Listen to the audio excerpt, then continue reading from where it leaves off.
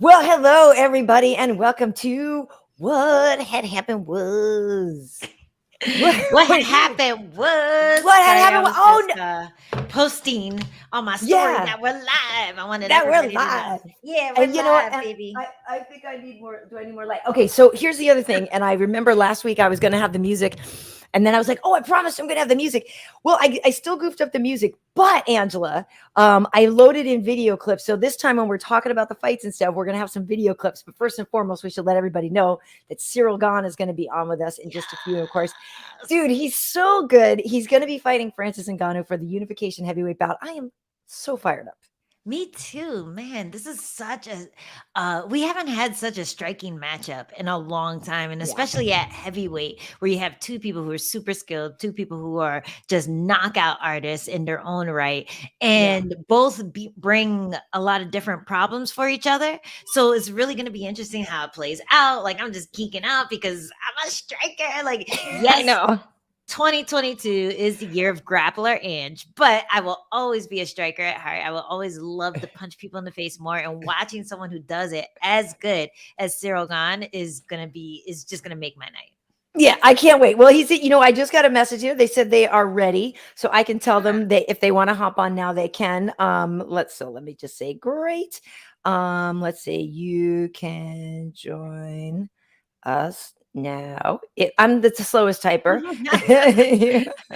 You need one of the keyboards so you can just. I have the thing where I can just do the swiper. So I thought I sent the link. Let's hit the link. I sent above. And that should work. Okay. So okay. So I know. Okay. So so here's the thing. I agree with you. It is great striking, and obviously a lot of people talk about Francis and that power, but we know that Ciryl has the ability to get in and out, and that he is so tricky and elusive. So I think it's going to be actually a really like I think it actually could take a little minute, like we've seen sometimes with Francis where he just finishes people really quickly. Like this one actually might take some time for this fight to play out. Yeah, I mean, we saw the Jarzinho Rosenstruck. I hope I'm not butchering his name. You know better than me. Yeah, Jarzinho yes, exactly. Rosenstruck, yes. That fight was one that everybody thought would end up looking a little more like Gane versus Derricks Lewis, where there was a lot of back and forth, or not a lot of back and forth, but you saw them getting picked apart and then eventually finished. And in that fight, he had to respect the power. And who has more power than Francis Ngannou right now? Like he is the one who has demonstrated that he probably has the hardest uppercut in the UFC, has the hardest overhand. Like he is just all like boom, boom, all power.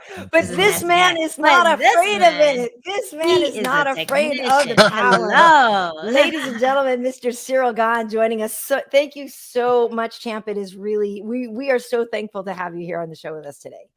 With a pleasure. For two beautiful ladies, this is a big pleasure for me. Well, thank you. I know. Go on.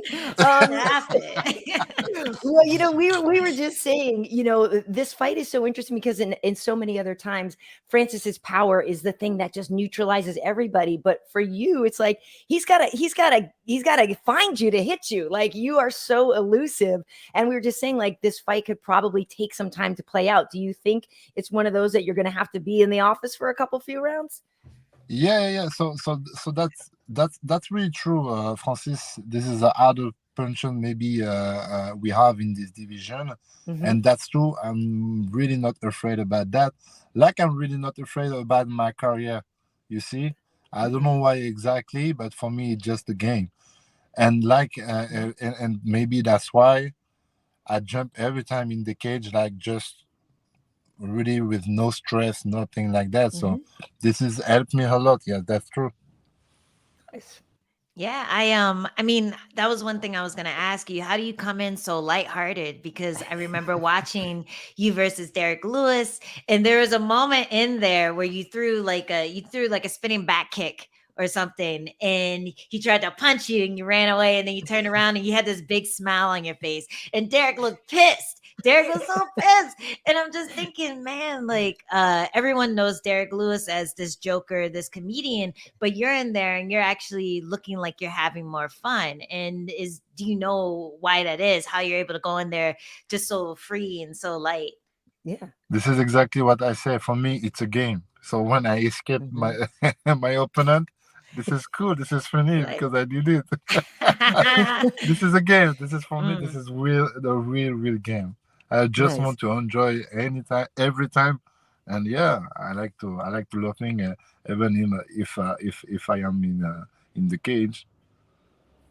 Well, it's funny too, because speaking of the game, Adrian Yanez had a question for you, because he was talking about how you walked out in Derrick's hometown, like to their music and everything. And he was like, that's kind of cold and kind of gangster at the same time. So was that part of your game there that night?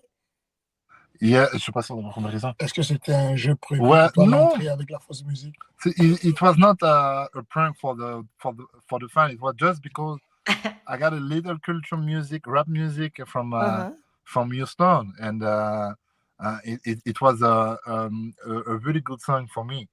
So for me, it was a present just for the fan. But the people thought it was a prank, but no, really not. It was just for enjoy myself. That's it. That's so funny. That's so funny. Do you feel like, because I heard that Paris or France in general just legalized MMA out there, and do you feel like maybe some of that lightness comes with that, the fact that you've never had to even think about fighting in your hometown? La question exactement, c'est quoi? Est-ce que ça t'excite de combattre chez toi? Parce qu'on vient d'avoir le I know. Yeah. No, because sometimes I'm not sure. I have a little English. I'm so sorry, lady. No, we love it. It's great. Thank you, Fernand. Everybody knows that's Fernand Lopez, obviously, and we always thank you for the assist, Fernand. Thank you, Coach. No. Yes, for me, yeah. For this fight, the people are a little bit disappointed because we talk a lot about to bring this event in Paris, but it was not possible with the UFC, unfortunately. But one day, yes. For me, this is a mission to bring a big event in Paris one day, of course. I hope so. You know, it's interesting too, because obviously when we talk about the levity and your lighthearted spirit going into this fight, though, we can't help but address the sort of bad blood that's supposedly between you and Francis and Fernand, right? So that is a storyline that is kind of taking over the whole thing. And I am curious how much you even think of that storyline, or how much that is a part of what you're taking into the fight. Combien de fois ça t'affecte l'histoire avec Francis et tout ça? Et est-ce que ça fait partie du game aussi dans ton combat? It's not a plan of your part. It's not a part of plan of my game. No. This is more for the entertainment. You see? Yeah, okay. So you don't feel like there's bad blood or anything between you, right? No. I got no bad feeling for Francis, and I think him also. But we don't need to have this bad feeling in the cage for beat each other. You see, right? So this is a sport for me, and I just want to jump in the cage to make my best prestation for the fan, and that's it. Yeah. Very nice. Oh man, what was I going to ask you? Do you we have a few fan questions, if you don't mind. John Bagare is asking, do you plan to become an actor, and do you like Jean-Claude Van Damme? This is a very great idea, and I'm thinking about that. That's true. In my country, I did a little comment je peux dire? A little acting. Oh, you did? Okay. Yeah, very little. But one day, I want to do something big in acting. If I'm good, if I'm I good. bet you would be good. I'm curious too about your UFC aspirations, right? Because this is obviously a unification heavyweight fight, but I'm curious, some people sit down and they go, okay, I want to be a champion and I'm going to defend X amount of times. And they kind of map out their whole goals for their career. Do you do that? Or are you the kind that just kind of takes it one fight at the time and says, I'm fighting this one, I'll fight for the title and then figure it out after? C'est bien ça, c'est après. Est-ce que tu as un plan de défendre 10 fois la ceinture ou est-ce que tu prends combat par combat? I don't know. Since I started my career, it was every time step by step, and that's why I'm really focused every time on my next fight. So I think if tomorrow I got bet, it's going to be exactly the same. Genre, like, not in the rush and step by step. And after that, we will see. But this is a job of my coach. Yes. Of the management factories. So and he did a really great job already. So absolutely. really I was just going to say. Yeah. Exactly. So far, it's great. It's great. When you guys were training together, you and Francis, who would get the better of the grappling exchanges? I'm so curious because a lot of people forget that your first couple of wins in the UFC were submissions. So you kind of took everyone for a loop when you started knocking everybody out. But I'm wondering, how'd you do against Francis on the ground? Qui a le meilleur, c'est ça? Qui a le meilleur son? I don't know exactly. Aux entraînements, qui avait le meilleur son? At the training, we don't have a lot of action in the grand game when we spar. The game was on the feet. On the feet, on the striking. So we don't know exactly. This is a great question. But who gets the better of the striking? Because that's the thing too, with the fact that you do have experience with each other, a lot of the people will say, well, you and Francis both know who got the best of each other in practice. And so maybe we don't know, but between the two of you, you do know. So how much experience, how many live rounds do you have? Like, yeah, I know exactly. It's like, what do you know that we don't know? I'm like, you're not supposed to ask that. That's rude, Karyn. No, but I want to hear the answer. So. I know. No, nothing special. Nothing special. I'm so related, but nothing special. Yeah. Come on. What? What's that? He's too humble. Too humble. He loves that. Oh la la. You want to talk? No. Yeah, Okay. yeah. We should ask for No. Seriously, we want the nothing tea. special. No, nothing special. No. Okay. Well, what do you think the biggest thing you have to worry about then is? Because we know, Andrew was talking about it before, that uppercut. We've seen, the footage of him almost taking Alistair's head off, and so we know that it's true. So that's there, and it can change everything. No matter how well a fight is going for you, it can literally just change with one punch from him. So, how much of a concern is his power compared to other people you fought? Pour mon expérience ou pour le combat, comment je vais faire? Pour le combat, combien de fois c'est dangereux on lui percute sa puissance? This is the biggest problem I have with Francis. Yeah. And I'm not afraid about this game because in every fight I did, it was my game plan. Must to be careful of my opponent, study it, and react like you're exactly like. I'm gonna move. I'm gonna test. I'm gonna calcul. Calcul, tu dis? I'm gonna check, make some calculation, collect some data, and then when I figure out the distance, when I figure out the speed, then I can start to pick him apart. Very nice.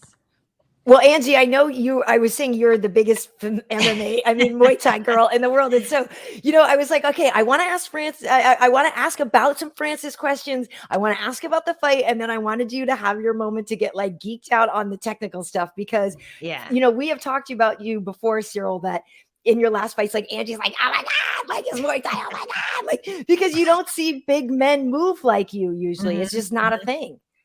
Thank you. C'est ça. Angela est une grosse fan de Muay Thai. Yes. Yes, exactly what you said. See you in Paris to Coach Wilson Rest, your coach. Come on. I wanted to come. Yeah, I didn't see you.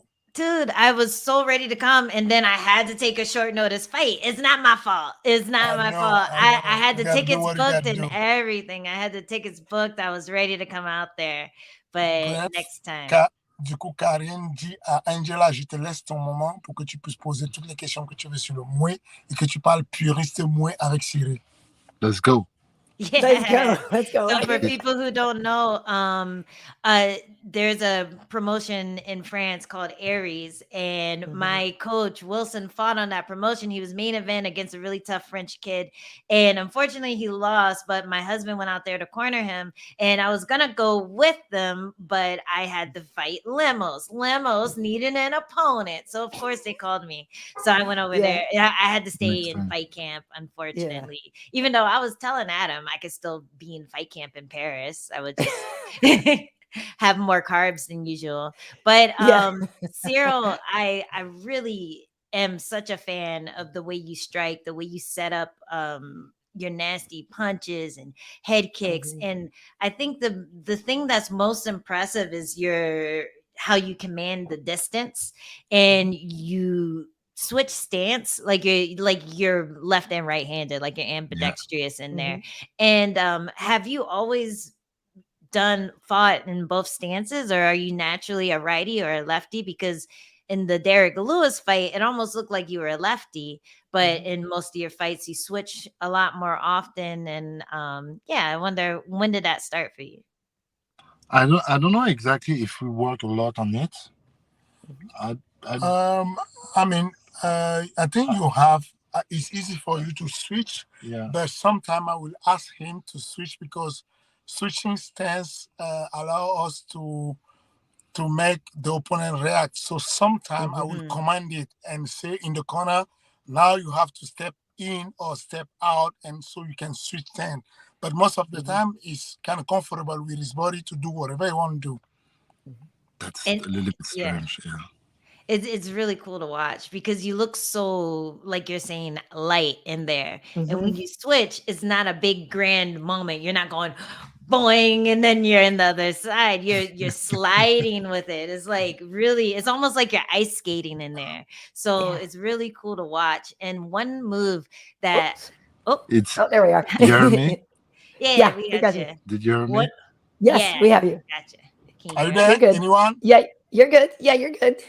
Oh, they can't hear us. Oh no, we can definitely hear you. You guys are good. Yeah, you're good. You're good. We got you. Maybe they hit. Okay. They'll pop back in. Okay, they'll pop back in. I bet they'll pop back in. While he's gone, guys, if you have any questions, throw them in the chat, because we haven't gotten that many. I think everyone's a little intimidated by Mr. Ciryl over here. So if you guys have any questions, we want to address the fan questions as well, not just my geeky Muay Thai questions. No, but that's the thing. Yeah, okay, here he's back. He's back. Here. Hey, yes, you're back. You're back. I know. We have a good question coming up. Yeah. Okay. We've got a good question for you. Go ahead, Ange. Oh wait, go ahead. This is exactly what I like. You see, my first experience in the cage, in the MMA, was exactly that. I can be a dancer. I can turn around. I can run. I can go down. I can do everything what I want to do. And this is exactly my feeling, and this is exactly what you can watch when you see. I was gonna ask you, actually, are you a good dancer outside of fighting? Because it seems I would imagine that you would be a very, very good dancer. Very, very, very good dancer. No, maybe not, because you must be trained. But I can be a good dancer. He's so good. No, like he's fucking good dancer. I bet. He's not too bad. He's not too bad too. I feel like Coach is probably the best out of the two. I feel but also, Fernand, how's your leg though? Because we saw that clip that you shared where Ciryl was doing the low kicks. So how bad was that? Because that looked painful. That was painful. I think that was the hardest pain that I can feel in my leg. But that's crazy, because I didn't feel like the Johnson would hurt. I just felt something inside my bone, or I don't know what. And Oh my God. I don't know how this guy, Levis and this guy, are taking his low kick. I don't know how to do that. It's so painful because I have that protection, but it's still hurting, So Yeah. I guess I need some. Like some bonus on my paycheck. That's No worries. You're earning it. No worries. He's just gonna buy you a new leg kick pad. Exactly. Totally. Oh, that's funny. Well, one of our viewers want to know, JH125, he wants to know if, or she maybe, he wants to know how good are you at fatherhood? What is it? Comme papa. Quel genre de papa tu es? What kind of father I am? Yeah. Full of love. Oh. Yeah. But you see, my father was a little bit harder with me, but for the good thing, you see, for the good future. And I want to be the same guy like my father was, but with too much love. Because when you have love, you don't need too much thing. When you have love, you can be really happy just with that. So I love that. Too much love. Nice. Oh my God. Oh my God. I do want to ask you. This is just my experience, you see. This is just my experience. This is turning into a thirst trap. I was just going to say, all the single MMA ladies out there. Speaking of your experience, Ciryl, I mean, are you the kind where you always, I have to imagine, I think I already know the answer. Were you always popular with the ladies? C'est quoi? Est-ce que tu as toujours eu du succès avec popular? Not too much. Come on. Not too much. I don't believe you. Maybe I got something on my eyes. Maybe I can see, but not too much. I just find that surprising because I would have thought that, especially as a fighter, and especially if you like to dance, like maybe times are hard in France, but I can't imagine that that wouldn't go over well with girls. Thank you. See, what you need to do, you need to come to America and drop that French on all these Americans, and they will just eat you up like pudding. Right. Oh. Hey, so I do want to know, in terms of the division for you, we talk about a lot of time now, back in the day, a lot of the heavyweights used to just kind of be big guys with power. And guys like Tom Aspinall, Chris Dawkins, we're seeing a lot of guys that are way more physically active, leaner, faster.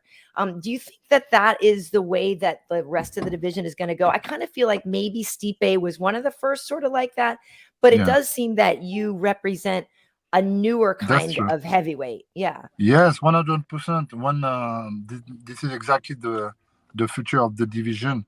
And when the people ask me who you see for the top five, for the future top five in the UFC, I talk about Thomas Pinal, Dokos, exactly. Oh, yep. Some guys like that, because this is the future. The guy really well rounded.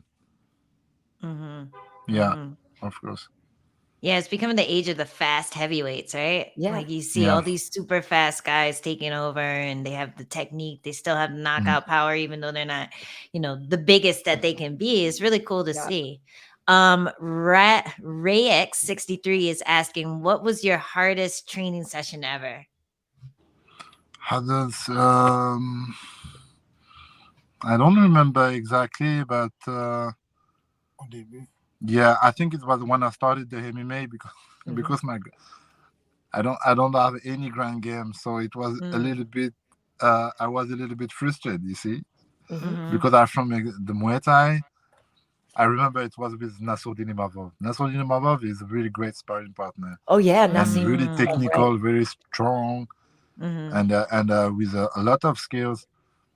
And I remember one of the first training, I was really frustrated because Fernand told me to do something to escape, and he repeat exactly the same thing, and I try it, and I say I can't do it. Like I've been there. Yeah. Sorry about that. I could show you about that it's okay. one more time. That was fun because because it's always kind. And that training session, it was kind of piss on me and yell on me. I can't. I'm telling you, I can't. Oh man. Well, it's funny because both of you, you start as strikers, but yeah, you have to have that ground game. Ange, was there one move for you that you were like, God damn it? Like, what was the hardest thing for you to learn? I still can't. Are you good at hitting the switch in like a wrestling move? I feel like the switch. Do you know what that is? It's when I'm not sure. someone's on your back and they have their arms locked and you reach behind and grab their leg and you lean and you use your hips Oh, okay, I to understand. to I break think and yeah, then yeah, to you break can get the. around to the back. Yeah, Yeah, yeah, you know what I'm talking about, right? yeah, Yes, yeah, yes. yeah, Everyone. Yeah, so Yeah. that's one of the ones where I would get up against somebody who's really just strong. They're usually bigger than me. They got their arms wrapped all the way around like this, and they're like, hit the switch. And I'm like, the fucking switch isn't gonna work.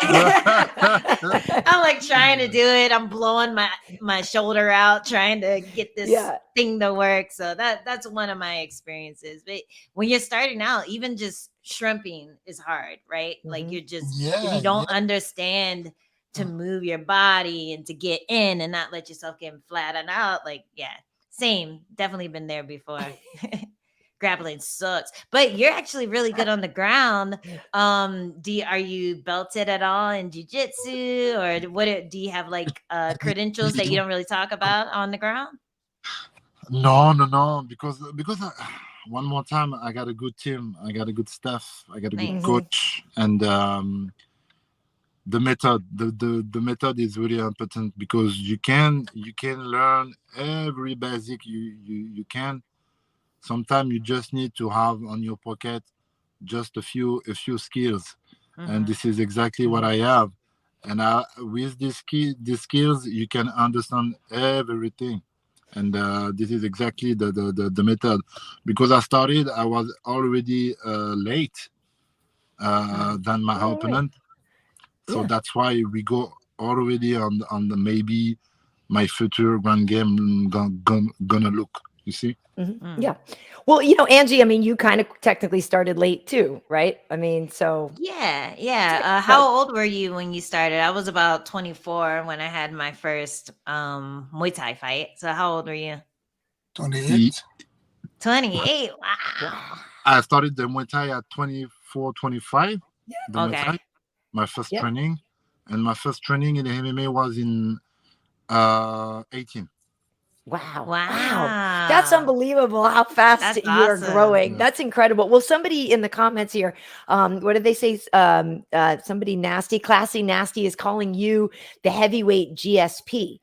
And I think in a lot of ways, GSP was kind of more of a takedown guy, obviously, but the physicality, like I do think that that's a pretty good equivalent analysis there, because you do move just so light. He's athletic. I mean, we see GSP doing gymnastics, and I feel like you could probably do a lot of that same stuff. Do you think that's a fair analysis there? Also, you have to believe in aliens. That's beautiful. Yeah. Yeah.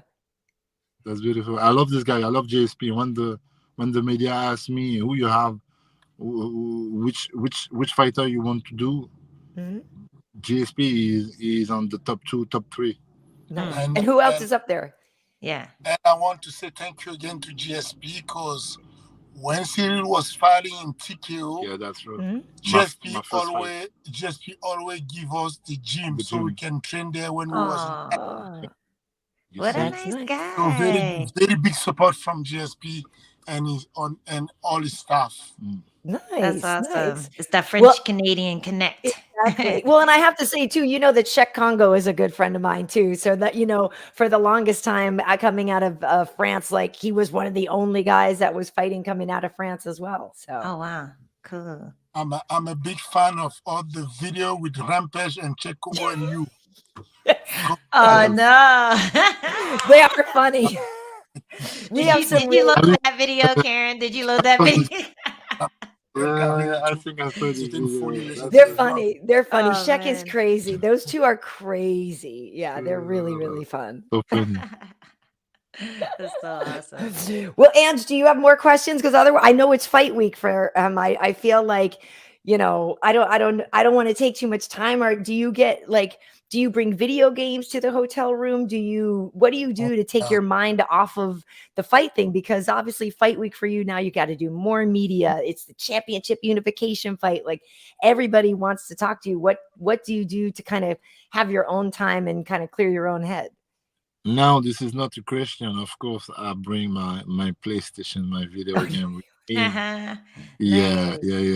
Well, because we're broadcasting on Twitch right now too. So what games do you play? Yeah, I don't have the channel already on the Twitch, but He's working on that. exactly. Nice. Yeah, get it. He will launch his Twitch channel starting after Yeah. as soon as he's back in France, we're launching his Twitch. Yeah. And Nice. so I play in Call of Duty Okay. and a lot of FIFA, the soccer. Oh, FIFA. nice. Yeah, Yeah, FIFA's very- real big on Twitch too. Yeah. So definitely Yeah, get on because that. you don't play. I'm not playing just lonely. Mm. I'm playing with all of my friends in the same team. You see, Oh, and nice. every guy Nice. I have is players, and that's why this is make the game really funny.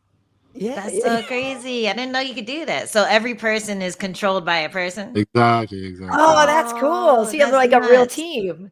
Yeah, exactly. Do you play Okay. football for real? Like, do you actually play football like in real life? Yeah.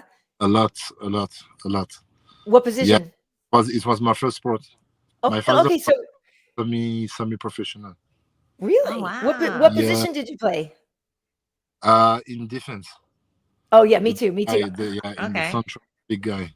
Yeah. Me too. I used to be a sweeper, or a fullback. At one point, I was playing goalkeeper, which I didn't really like, but I liked being the sweeper and the fullback, like the last line of defense. Same thing. Like in terms of girls, Ciryl, I'm kind of big for a girl, so I Oh, was you're like, not. okay, She is not. Oh my I'm God. 5, I'm 5'8" or whatever. But like, I liked knowing that it was me and then the keeper, and so I was like, okay, bring it, like here we go. I like that. I do like that. Yeah, Karyn, you have the hips for kicking. You got them kicking. do. Like I really want to do. get a leg kick pad on and let you kick the pad and like see what you can do I because could listen. I did taekwondo for up until like my green belt or so, so I can kick. But okay. I was the one who did all the goal kicks and everything like that, and especially when I Mhm. was the keeper as well. Yeah, I can kick. I mean, you don't have this much thigh, Angie, and not be able to You use it for better. something. I've seen fighters with a lot of booty, a lot of thigh, and their kicks suck. I'm like, what? It's No, I for can kick. waist. It's just for show. I can You kick. need to use it. You need to I use can it. kick. I can kick. That's amazing. Well, that's really cool. I didn't realize that about you. That's really Yeah. awesome. So, what's your name on Twitter? If people want to play can they Yeah. play Call of Duty with you, Ciryl? No, not now. On the PlayStation, you can find me. My nickname is exactly the same nickname I have on my Instagram. Real C. Oh, This okay. is real, but you reverse Ciryl like the song Yes. is Real C. Real C. Real C. Got it. Nice. That's Real. very cool. Real. Mine is Angemation. If you ever want to add me on PlayStation. Animation. Yeah, Animation. it's I like love it. Angela, but animation smashed together. So yeah, hop on there. NG. Yeah. Dang, I think that's all I have, you know. Okay, yeah. I Well, don't wanna somebody was hold you just too asking long. about the food thing. Yeah, we'll let you get out of here. But Oh, when you yeah. refuel after, I mean, obviously for weigh-ins, it's a little different for heavyweights. But is there something that you want to eat? Like, is there a French comfort food or something that for you is either you're like no? No matter the type of food, I just want to look good. I just want to look good, so I must to eat healthy. I know some fighter in my division, no matter what he can eat, but for me Yeah. that's a little bit important. So that's why when I am in the fight week, I deal with the UFC and his partner. Yeah. Nice. Yeah. That's Nice. not really good to eat that, but I got a mission, and that's why. Nice. Do you like escargot? I don't like that. I had it for the first time the other day, and it was okay. It wasn't. Yeah. I probably won't eat it again, but it was okay. Right. Well, I will say, and I think I told you this before, that I had the best profiteroles of my life in Paris. Like, for those who don't know, those are the puff pastry with like the ice cream, the cream inside, and then they come with the chocolate and just pour it over. And I was like, I need to go back to Paris just for that. It was just really unbelievable. Yeah, that sounds good. Profiterole. Profiterole. Right. Profiterole. I told you I can't speak French, Ciryl. I'm so sorry. It's hard for me. It's so hard for me to speak French. Well, I have one last question. If I wanted to talk mad shit to some girl in French, what would I say to her? Like, I'm fighting a girl in France and she's been real disrespectful and I want to like make her cry. What would I say? Maybe you have a better answer than me. You're too nice. He's too nice. Fernand, how do you diss somebody in French? Yeah, I need to know this. I can't do that because every time I have the bad wrong, I'm taking all the bad wrong. He's the good guy, I'm the bad guy. So no. Okay. Hey, you gotta text it to us. yeah. Tell us afterwards. Yeah, we won't broadcast it. It'll be a secret message. But I will not say that online. Yes.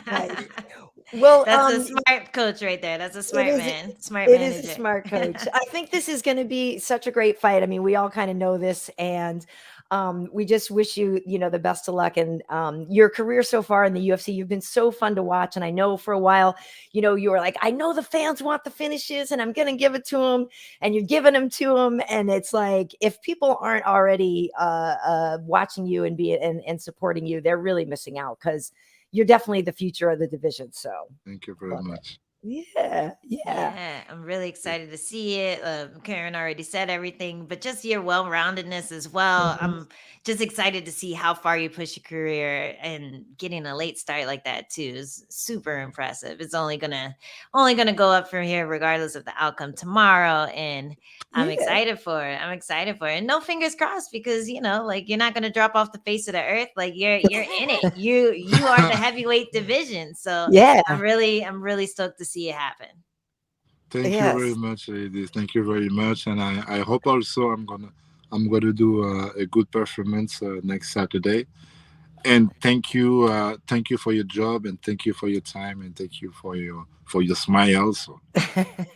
Thanks. I'll do my best. Okay, so how about this? Bonne nuit. Is that right? Good night. Bonne nuit. Good night. Yeah. Good night. Good. That's good. And merci beaucoup, right? Merci beaucoup. That's thank you very much, right? Thank you very much. Merci beaucoup. Good luck. Have fun. Thank you so much. And thank you, Fernand, for all your help as well. We really appreciate it. Thank you so much, Fernand. Anytime. And Angie, I hope you're going to come next time with your husband to coach Wilson, because he still have 3 fights with me in RS. So looking forward that you will come with your husband next time. I will be there, whether I'm fighting or not. I'm being there. I was so jealous when I saw their photos, and like, I was so mad. So definitely going to be there next time. Next time, sure. Yeah. Cool. All right. Well, thank you guys so much. We really appreciate it. And hope everything goes well for you during fight week. Thank you very much. Let's go. Let's go. See ya. Bye. Oh my God. I like how we like wait to hang up. It's like you're talking to a guy. I know. You're just like, no, you're just trying to be cool. And hang on. He's so nice. Oh man. I like how we can give the female perspective on meeting guys who are really good at fighting, the sad thing about being a female fighter is that as soon as I learned how to throw a proper punch, anytime I watch any celebrity like in a fight scene or something, I'm just like, you're so not hot anymore, because it always looks bad. It never looks like it will work in a fight, And so I don't really geek out over celebrities anymore, but geeking out over fighters with really like slick technique, like that's kind of my thing now. Well, that's the thing, is like when you watch him, it's there's not a lot of mistakes. Like that's why I think he's so fun to watch. And, he's that great combination of historically in America, people love watching the heavyweight fighters, right? I mean, that's, we know, I mean, they almost eliminated the flyweight division, right? Because they were like, people don't like the little ones, but we like the big ones. And so when you literally have the combination of a heavyweight fighter with the ability of a flyweight, like he fights as fast, and it's insane. Like his ability is there. And the fact that he's only been doing it for a few years is just it's crazy. It's so crazy. Like the speed that he climbed the ranks, the fact that everything lined up for him perfectly. He didn't have any setbacks. He didn't, he never seemed to doubt himself in there too, which is something that comes with the territory of being an undefeated fighter. And if he continues this reign, if he's able to keep that, I feel like we're just going to see him getting more and more good, just in there doing everything that he knows how to do, not a second guess, no overthinking, listening to his corner, trusting his corner, which is another thing that starts to happen if you start losing all of a sudden. You start not trusting your corner, you don't trust your instincts. So we're seeing a very beautiful thing here when you look at this undefeated fighter who is a heavyweight. He has all the skills, he has ground game, he has like distance management, he knows how to go the distance and still win a fight. He doesn't need the knockout to win the fight. Then you have a really dangerous guy. Like who else in the heavyweight division is doing that right now? Well, that's why we say it, like Aspinall. The cool thing is, like, we're going to see Ciryl versus Aspinall a few times. You know what I mean? Like, it's the same thing. And I think too, what it is maybe that, right? Because he came from Muay Thai before and he's only been doing MMA for a little while. And I think that, like he said, that the levity that he takes into there is because it is all fun for him right now. Like he hasn't put all the pressure on himself. He hasn't been like, this is what I'm doing. Like, it's my lifelong thing. Like it's his goals. He's got aspirations, but he seems to be the true embodiment of enjoying the ride, on the way there. And I probably need to like take some of that into heart myself, because I'm so ambitious and I'm always looking at what's next and what I've got to do, and I haven't done this yet, and I don't have this yet, and I haven't done that, and what do they have this thing that I want and I haven't, like. And then every now and then I look back, I go, you know what, you've done some pretty cool stuff. And he seems to really have that great mindset of like acknowledging where he is and not stressing about what's to come. That's such a good mindset. No, it's definitely a very light way of going about life, and everyone could learn something from it. I definitely could, anytime I get some momentum, that's the first thing that happens. My brain starts playing tricks on me. Like, you got to do what you did last time, otherwise you're going to fail. And everyone can succumb to that type of thinking. So it's really a breath of fresh air to hear that that's how he approaches fights. You could see it in the Derrick Lewis fight, the fact that he was just loose and flowing and in and out and ducking punches and getting out of the way, and Derrick's just like, come here, I hate you. And it's definitely a difference. I've been on both sides. I've been on both sides. I'm like, I hate you, quit running out of the way. And then I've been like, hey, this is fun, I'm having a great time. Hey, see you, Dana, I like being that person way better. It's a way easier fight. I felt it in my last fight. It's just a good way to go about life in general. So it is.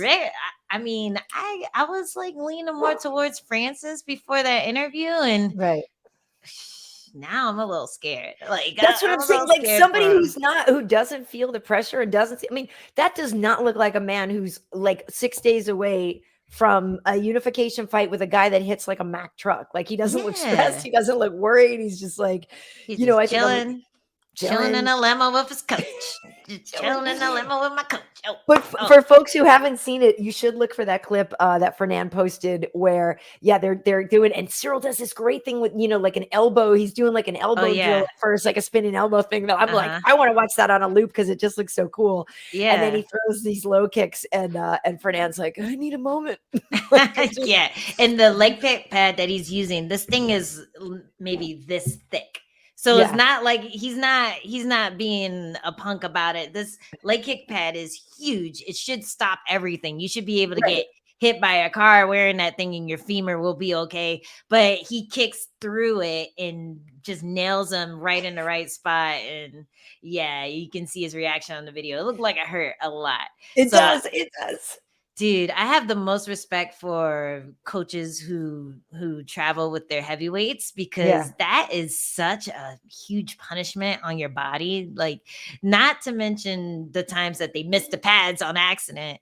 Right. But on top of that, you're just taking damage to your forearms, holding pads, damage to your legs when they're setting up leg kicks. Like, even when they're touching and it still hurts, it's still like the bone digs through like a meat tenderizer. Like, kudos to all the coaches out there, especially the ones holding pads for heavyweights. That is not a job that I would wish on my greatest enemy. No. Like, no, and especially too when you see the footage, because Fernand is obviously much smaller than Ciryl, and I also think of it like my buddy Rafael Cordero training Mike Tyson. When you see those clips, and I'm like, oh my God, Rafa's in there, like it's Tyson, for Christ's sake, like just wailing body shots on him and stuff like that. I'm like, oh my God, you got to like jump with it to take off the the steam from the punch. You just like jump in the air, like maybe gravity will help. Exactly. Well, it's funny. Okay, so I wanted to sort of wrap up the heavyweight talk before we get into, because we want to talk about Calvin Kattar and everything. But it is funny. A lot of people in the comments here saying Gane is the truth and all this stuff. And I love that we're getting a lot of people from Twitch and everything. But yes, warrior fella from the 90s. You are 100% correct. Cool hair, Angela. I wanted to talk about that before we transition in. I like your fro. I mean, well, I've got the fro, but your braids look really good, and they're like twisty braids this time. They look really cute. My fro is hidden underneath some braids right now. This is my protection style for the month. Thank you, Karyn. Yeah, I thought I'd like change it up a bit, get the fanciness going. I have a grappling tournament coming up, so I don't want the hair to factor in. I want them to us to both have hair. So right. Awesome. Yeah, it's a thing. Awesome. Yeah, if she lays on my ponytail, I can lay on hers. You know, that type of thing. Nice. Yeah. That happens sometimes. Well, Casey Crimson is saying, even I'm blushing still after watching that interview. And agreed. They're going for Ciryl too now. I mean, look, I'm happily married, but the blushing was obvious. I mean, I know. I try. Sometimes I'm like, yo, KB, get it together, girl. Get it together. I'm like, we're over here giggling like schoolgirls. Like, what kind of kick do you like to throw? I really like it when you like it when you switch stances.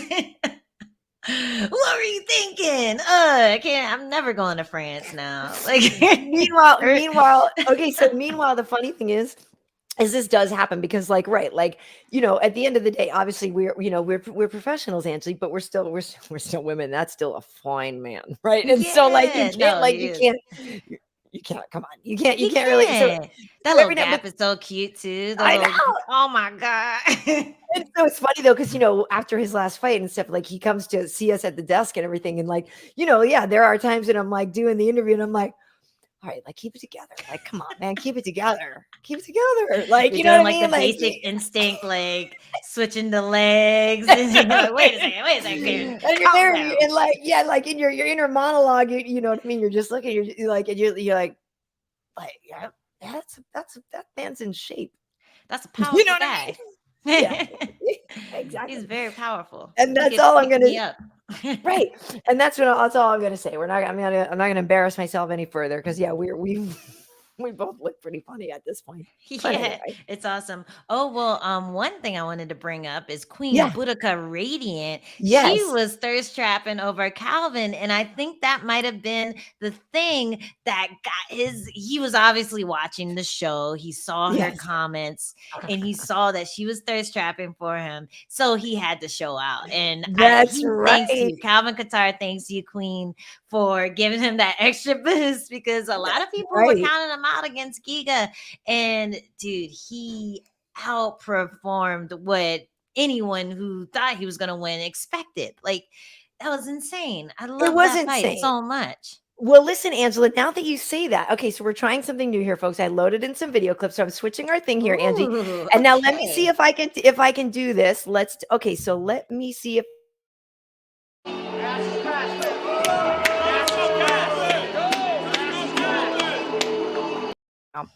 okay, I forgot to take the Hello. sound off. I'm sorry. I forgot to take do some embarrassing stuff. I was like, no, okay, no. I was trying to get the layout. So I thought I could do that where we could shift it and then we could show the video of here. But here I just realized now that yes, perhaps I had forgotten to take out the audio. Okay, yeah. So it said the mic is muted when the audio plays. Okay. I thought wait. I'm trying to play these layouts, Angie, because this is a new thing here. And I loaded in all these video clips, but I thought that we could show that we could have a video clip while we were talking. I thought that was the whole thing. Maybe you have to drag it into like another frame and then like how do you bring people up on the window? This is like that's what I'm saying. So I have the two thing here, right? And then so maybe Karyn should have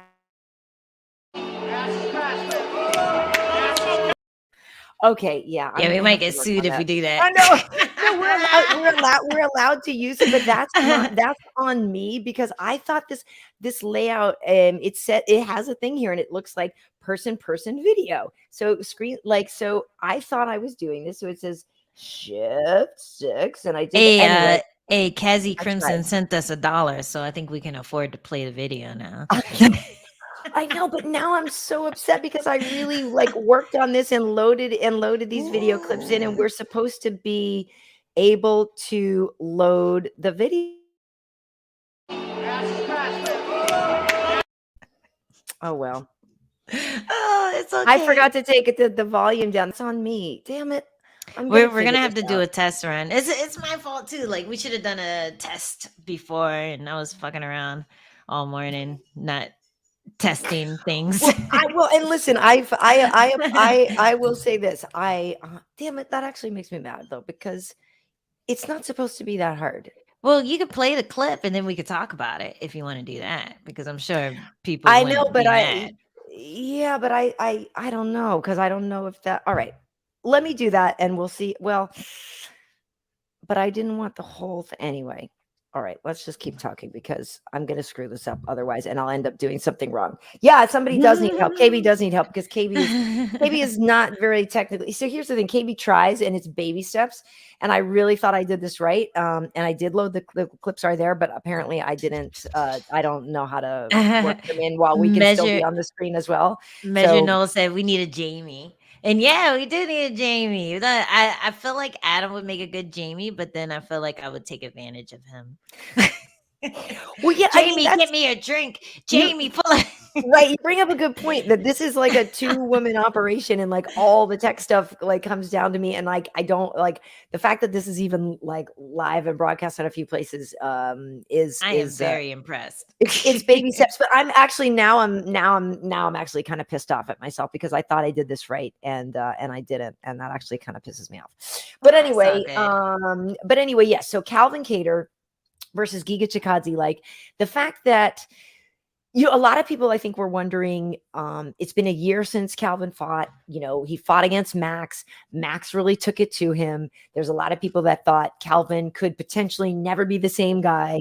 They thought, there's a lot of people that thought Max did that to him and you can't take that much time back and come back and be successful. Right. And Giga is so good and undefeated or not undefeated, but on this undefeated technically because the last one contender didn't count, but on a tear. He's got the Giga kick, everything that Giga's been doing. He's on a 3 knockout streak in a row, 9 wins in a row overall, 7-0 in the UFC. There was so much about Giga that made people go, gee, this is a crappy fight for Calvin to come back to. And then he did everything right in that fight. And really, I talked to him on Tuesday. He came on with me and Hanato, and he said something about when he fought Max, and when you're in with somebody that good, you learn some little things, you level up, you learn some tricks. And it was he said, he fell forward from that. Calvin himself leveled up so much after that fight with Max. I thought he just looked phenomenal yesterday. He looked insanely good. It was so cool to see someone use elbows like that, because it's actually an elbow that I really love to use. But sometimes you get, you get a little afraid of getting into the pocket. And with that elbow, he does this nice step in lead elbow as the person charges forward. So your timing has to be on point. Like if you try to throw the elbow without the person coming forward, then you're going to fall short. And it gives them a good chance to counter because elbow range is a lot closer than punch range. So he was able to time that exact moment where both of them were going to come and clash. And instead of clashing and clinching or clashing and trying to like get some kind of takedown or something, they clash with the elbow, and the person whose elbow is pointed is going to do the damage. And he's landed it multiple times. And then once he started backing away, he'd throw the spinner elbow, which I love. Like, oh my God, it was just such an amazing fight. That on top of his boxing, like a lot of people were saying this is a kickboxing or even a Muay Thai versus boxer fight. And I'm like, no, this is a Muay Thai versus kickboxer fight. And the Muay Thai guy doesn't really throw that many kicks, you know, like that. It's a huge difference because Kattar looks so comfortable in that phone booth type of fight. And that's where most Muay Thai fights take place. If you watch any like Lumpini Bangla Stadium type fights, they're always like two people just standing in front of each other, deciding to like elbow and kick the shit out of each other. And and everyone's going away every 2 seconds. And first person who drops wins. And that's the fight that Kattar put Giga in. And he didn't like it because he can't get that kickoff in that range. Like, especially because he uses like the top of his foot. He uses like his toes to dig in. Once you get like a little past punch range, that kick is null and void. So great job to Kattar for making that read, for being able to just use that against him. And what was your boy saying the other week, Roy Val, he said something very poetic that we were thinking about with the Giga fight, and that was that almost your weakness. Happened, so he said basically it is Brandon, for those, good call, Angie. Last week Brandon was on with us, Brandon Royval, raw dog, who also picked up the win. So, maybe we're a good luck charm for people, Angie. I don't know. Or maybe we cursed them with split decisions. God. That's true, dude. Knock on wood. But, sorry, Ciryl. So Brandon had brought up a great point, and he said, and it's funny that you say this, because I actually been meditating on that a little bit too, and trying to apply it to my own life and try to figure out how that could work for me or work against me. Okay. But Brandon brought up a great point, and he was saying basically like your greatest strength can also be your greatest undoing. And that's exactly what happened with the Giga kick, because that is his greatest asset, is the Giga kick. But by the opponents knowing that and knowing how to neutralize that, your greatest asset leads to your undoing, because they plotted this whole thing on how to undo you with that thing. And obviously Giga has other weapons, but Calvin's weapons at this point are more complete and more well put together. And the fact that Calvin this time shot for takedowns and did some things that we really haven't seen him do as much before, just showed what a complete game that he has. And again, like the leveling up after Max, and there was a full year off. Didn't want to really take as much time as he did, but okay, it worked out that way. But he also had Rob Font, who that's like his partner in crime to work with. Rob was going to be fighting Jose. So you have like a great, if you're helping Rob neutralize a great low kicker too, like you're going to, what I mean? You can't help but get better. So, and I didn't know that. That's really cool. Yeah. So those two are like, they're the main training partners for each other. And that's why, even though it didn't go his way against Jose, like Rob is killing it too. Like these, And it's hard for me because in this one, everybody knows like King's MMA is my home, my heart. Like that's the gym that I just love, all those guys. And I met Giga before he was in the UFC, and we did an interview, and he's like trying to get on Contender and all this. And so I have so much love for them. But being a Boston girl, it was weird. Like I didn't know, like I don't usually get the hometown thing I do with like my Patriots and stuff like that. Like the hometown thing doesn't always resonate with me. But with Calvin, I was like, holy crap. Yeah. Like, I want this kid to like be a champ someday. Like I actually do feel like I want our boy to be a champ. I mean, I can't even think of any fighters out of DC. I'm trying to think.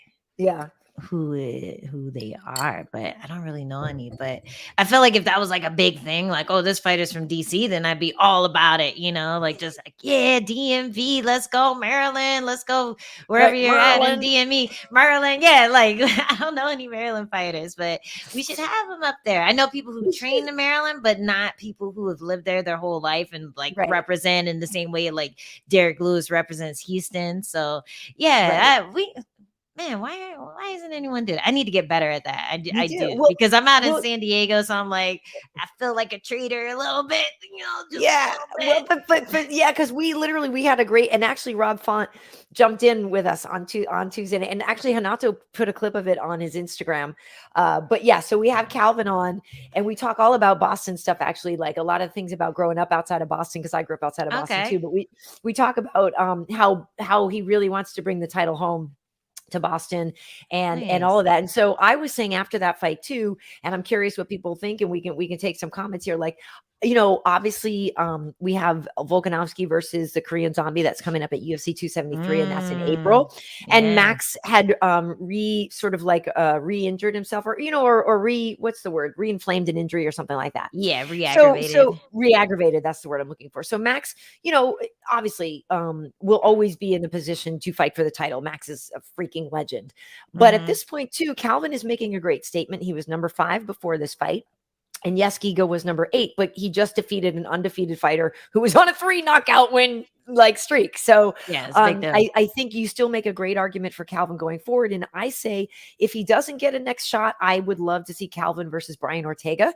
I don't know if my heart could take it, but I think that fight would be freaking bananas.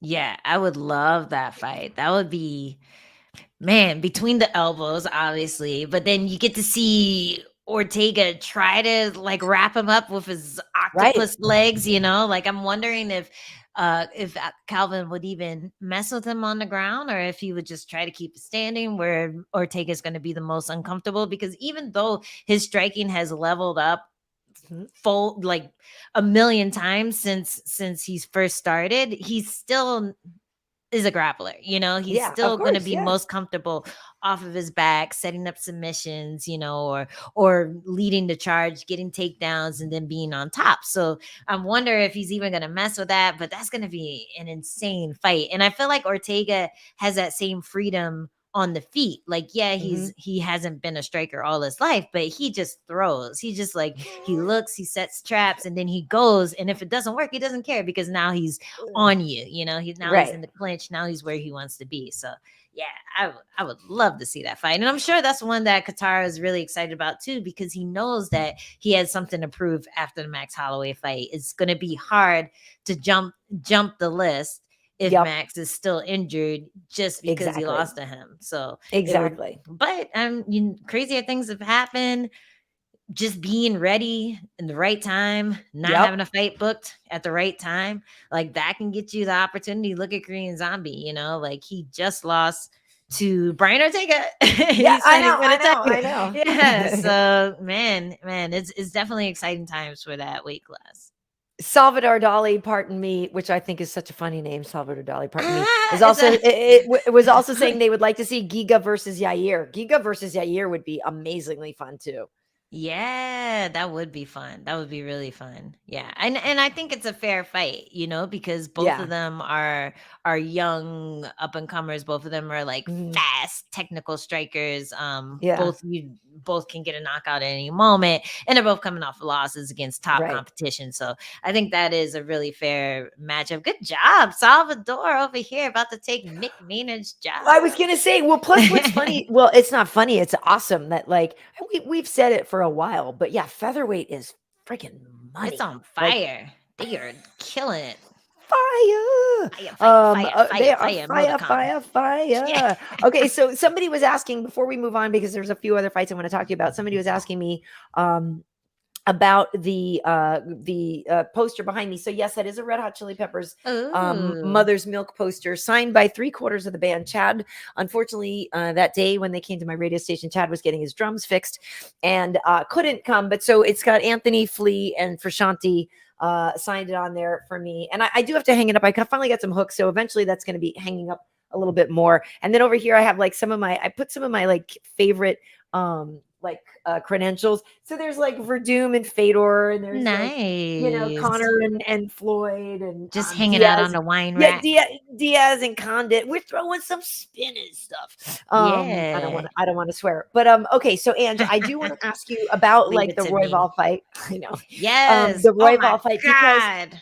he was disappointed in his performance, like afterwards, on the mic and everything. He's like, that wasn't me, and I'm so much better than that, and blah blah blah blah blah. But it was still a good fight, and he's so fun to watch. He's so scrappy, and he's great in transitions. And I don't think he should be as disappointed in himself as he seemed to be. I think he was just worried, he's a finisher. He's Yeah. never gone to decision before, and the one time he goes to decision, it goes to a split decision. Like, I am the poster child of disappointing split decisions. So he wants to take that out of the equation. If he loses, he wants it to be on him and not on some person who wrote down a number. So I totally get that. And that is commendable on his part. I think that just means that he's going to go back into the gym and train extra hard, focus extra hard, and really like look at what he could have improved on. But it was a great fight. And when you have someone who's holding like a motherfucker, like that first round pissed me off so much. And I was hoping that no one scored that first round for Botarin. Is that how you say his name? Rogerio Bontorin. Yeah. Yes, I was hoping no one scored that round for him because there was no damage done. He literally got the takedown. It was a beautiful takedown, but he got the takedown and he held for dear life. Like, he was not trying to let him breathe, but he also wasn't trying to transition. He wasn't trying to improve his position. He was content with being on top of him in this body lock position. And that, I feel, is not a good way to win if nothing else, if there's nothing else happening. You know what I mean? Like, if you're just holding, you're not scoring points, you're not even trying to score jiu-jitsu points. Like, oh, I'm in side control now, hold it for 2 seconds, that's 2 points. Now I'm in mount, hold it for 2 seconds, that's it. If you're not even trying to do that, I feel like it's a lame way of trying to win around. But I think it was a good idea to try to slow Royval down, because he is just so unpredictable and he moves so crazy that would be a good strategy moving forward. But in the other 2 rounds, I felt like he was doing more of the same. There was no ground and pound when he did get on top. He was just holding position and trying to stall the fight as opposed to trying to win the fight. So I felt like they made the right call, especially with that Brazilian tap. The Brazilian, and that's not a derogatory term. I know, but I was going to ask you about that, because we were really debating that at work, whether or not that was a tap. It was a Brazilian tap. So what they do, when people say you tap, it's 2 taps, 2 hard taps, 2 definite taps. So the ref doesn't mistake it for like you punching or you trying to grab or anything like that. Right. So what he did 1 big tap and then 1. Whoop, and it's not fair. It's so not fair, because when you do the 1 and you go, and then you don't connect with the second one, it's so easy to be like, I didn't tap. I thought about it, but then I didn't. And it's been coined since I've been doing jiu-jitsu, which is like, since I was 24. It's been coined as Brazilian tap, because I guess it's a good way to play the game. You tap hard and then you get ready to tap so that your opponent loosens up the grip if they're a nice guy. And that's why people always tell you, don't let go of that submission until the referee breaks you. But if you think you're about to break someone's arm, and in that position especially, it's really easy to just gravity break the person's arm, even if you're not trying to like wrench it. You know what I mean? So I feel like Royval was being a nice guy. He let up the pressure a little bit, and then dude got out of the submission. So that it's a lesson learned, but I think the right guy won for sure. Well, I'm curious, because I'm curious what people think, because so that's the whole thing, right? Because obviously on the broadcast, they kind of replayed it, and they were like, did he tap? And so we were sitting there watching it, and we're like, I think he tapped. But then we watched it over again. So then we started Googling, okay, well, what's the deal? How many, is there a rule about officially tapping? And then we were talking about how in jiu-jitsu tournaments, like you can see somebody, or like when you got, when you're at practice and you're, whatever, you're like, all right, tap, you got me. Like, okay, but that's different, right? So when you're in practice and you're rolling, you're like, fine, you got me. It's just one, like, we're whatever. But so when you're in a tournament, even, it's maybe, definitive, but it's still usually 2 or something, right? Yeah, Like you said, yeah, it's like usually a definitive thing.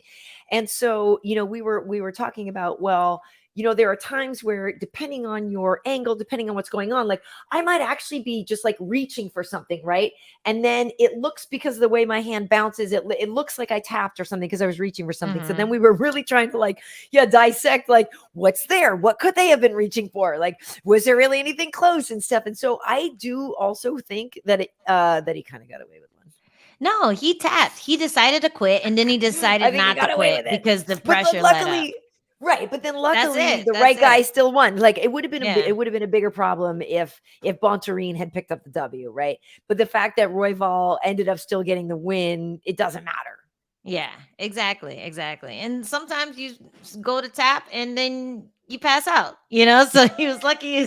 He's lucky he was at least on an arm bar. So he's like, oh, my arm broke a little, but now it's fine. So I'm not gonna tap that second time. So like play the game. I do feel like if you're not cheating, you're not trying. If you're not trying to expose the rules for what they are, then you're going to be at a disadvantage. And he used that little he used I'm breaking stuff. He used that just the fact that he tapped hard, but then he realized that, hey, this armbar isn't that bad anymore, and he didn't tap a second time. That's a veteran move. Like, you can't be too mad at the guy for not going, oh, well, I did tap once. So, right. Dude, like, I agree. Hey, I agree with that whole. Good for him for getting away with it. Gave him a chance. Gave him a chance to close it out in the third, but he didn't. So I'm happy. You're right. Well, and I thought it was cool that Brandon said, and again, folks, we had Brandon on last week. So look for what had happened was number 47 with Brandon. He's such a good kid. Yes, he was really good. And he talked a lot about when he was younger and he was Joe Warren's like whipping boy. And it was funny because Anthony, Smith is from the same gym as Brandon. And I was working with Anthony this weekend. So he was telling me some other stories too about Brandon and all this. And this is just a kid who really literally doesn't have anything else going on besides MMA in his life. So that's why he's so fun to watch. And I think he's going to be awesome. And he said at the end of it, like, hey, I'm going to stay ready. I'm going to stay on weight, because this weekend it's the trilogy fight between Figueiredo and Moreno. And, obviously we know that he's already fought Moreno, and then the shoulder thing. Like, so Royval, I do believe, is right up there, and he already has a win over Kai Kara-France, and Kai is already, doing great things with that win over Garbrandt. So right now the flyweights are really awesome. And like we were saying before, like, it's crazy to think that they were almost eliminated and nuked. And then when you see them now, like, they're really freaking fun. Like, I like that weight class a lot. I love that weight class. I was so sad when they got rid of it because like we were talking about with Fernand, my boy Wilson Hayes, he was one of the top guys in flyweight. He fought Demetrius Johnson. He like ended his contract on a win. So it really sucks that they just started nixing people. And then out of nowhere, they're like, you know what? Let's bring him back. And I'm wondering, do you know who it was that kind of spurred that? Because well, I will say Triple C might have actually Triple C might have had something to do with it. And then like when you start to think about, like, because when Demetrius left for one, right, that was like part of it too. But I think part of it was because Demetrius was just so dominant, right? But once Demetrius lost, then it did kind of open up some other things. And not for nothing, love him or hate him, Triple C, the king of cringe, like, he did make people care. Like, I like the dude, you know what I mean? So I find him highly entertaining. I don't necessarily think that he should walk in here and get a shot at Volk, but I think it's more fun. Like, I like Triple C chirping about stuff. I like him chiming in about jumping in. Like, so I do think that that he was part of it.